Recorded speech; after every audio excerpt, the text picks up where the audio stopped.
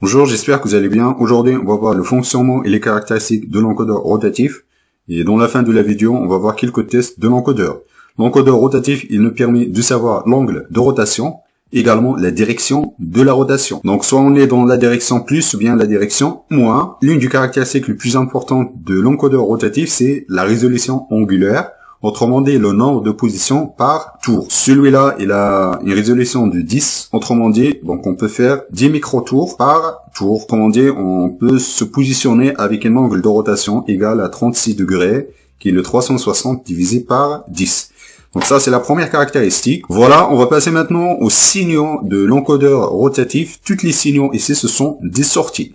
L'encodeur rotatif, c'est un capteur, donc c'est pas un actionneur. Donc il est toujours couplé avec un système motorisé. Ça peut être un servomoteur et ça peut être un moteur pas à pas. Il y a la sortie clock et l'horloge. L'horloge, ça va nous permettre de détecter un changement sur la position. Dès qu'on a un changement sur la position, soit dans un sens ou bien dans un autre sens, on a un frein descendant sur la sortie clock. Du coup, notre programme il sera synchronisé sur le frein descendant de l'horloge. Ensuite, pour savoir la direction, donc il suffit de lire le signal, le DT. Le DT, c'est pour la direction. On a également une sortie lisse SW qui est le switch. Donc l'encodeur, il dispose des parties rotatives. Également, il y a la partie du switch. On verra tout à l'heure l'utilité du switch. Concernant la procédure de lecture de l'encodeur, donc la première chose qu'on fait, on va attendre la détection d'un frein descendant dans le signal CLK. Dès qu'on a un frein descendant dans la sortie CLK, ensuite on va lire le DT. Donc si on a le DT égal à 0, on va mettre incrémenter le compteur de l'angle. Si le DT égal à 1, du coup on va décrémenter le compteur de l'angle. Le compteur de l'angle, il compte de 0 jusqu'à n-1. Avec le n, c'est le nombre de microtours par tour. Donc celui-là, donc on a 10 tours, pas 10 microtours par tour. Autrement dit, donc on a un compteur qui va compter de 0 jusqu'à 9. Par exemple, si je vais dans cette position, ensuite j'incrémente. Dès que j'arrive à 9, ensuite je vais retomber à 0. Autrement dit, je vais faire un tour complet. Voilà, donc si je mets 9 plus 1, donc je vais retomber à 0. Ensuite, je vais incrémenter jusqu'à 9, etc. En revanche, si je vais dans l'autre sens, donc je vais décrémenter, par exemple, si je suis à 3, je vais décrémenter 3, 2, 1, 0. Dès que j'arrive à 0, je vais remonter à 9. Du coup, j'arrive à 9, 8, etc. Donc c'est ça la procédure de lecture. Donc en se synchronisant sur la sortie CLK et le DT. La position 0, donc il n'y a pas de sens, donc ça peut être n'importe où. Il faut pas oublier que ce codeur là, donc il n'y a pas la fin du tour, du coup, donc il n'y a pas ni le début ni la fin du tour. Donc n'importe quelle position peut être la position 0. Ensuite on a un nombre on a un nombre infini du tour. L'inconvénient majeur de ce type de l'encodeur, c'est-à-dire on ne dispose pas de la position 0. Autrement dit, par exemple, si on a notre système qui est couplé avec le curseur, ensuite on a un micro-coupure d'alimentation. Du coup le compteur de l'angle ça va se réinitialiser automatiquement à 0.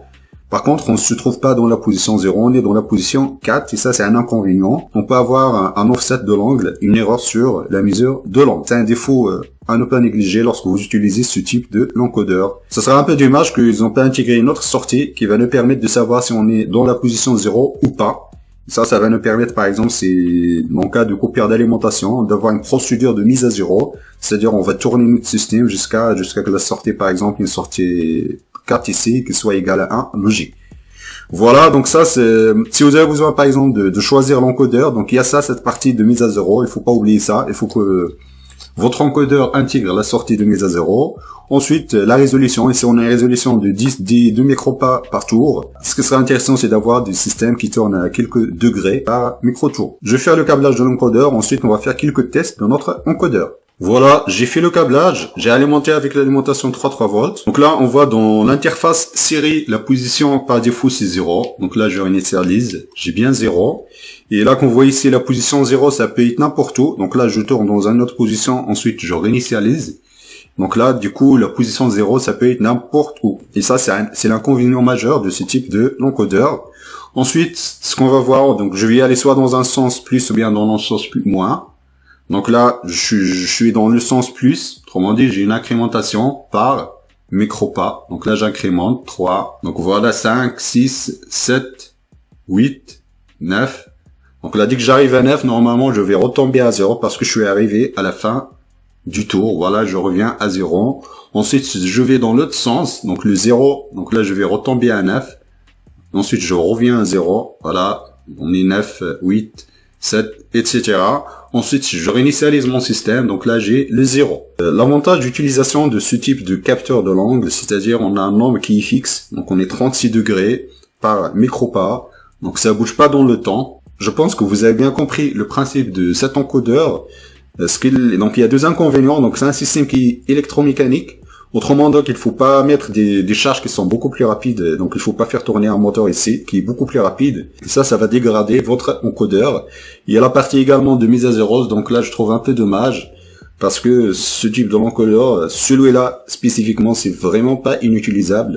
Il est pas sécurisé en cas de coupure d'alimentation, la détection de zéro, etc. N'hésitez pas de me mettre un commentaire, ou bien si vous avez des idées, si vous avez envie qu'on aborde des projets spécifiques, n'hésitez pas à le mettre en commentaire. Je vous remercie de votre attention et à la prochaine vidéo.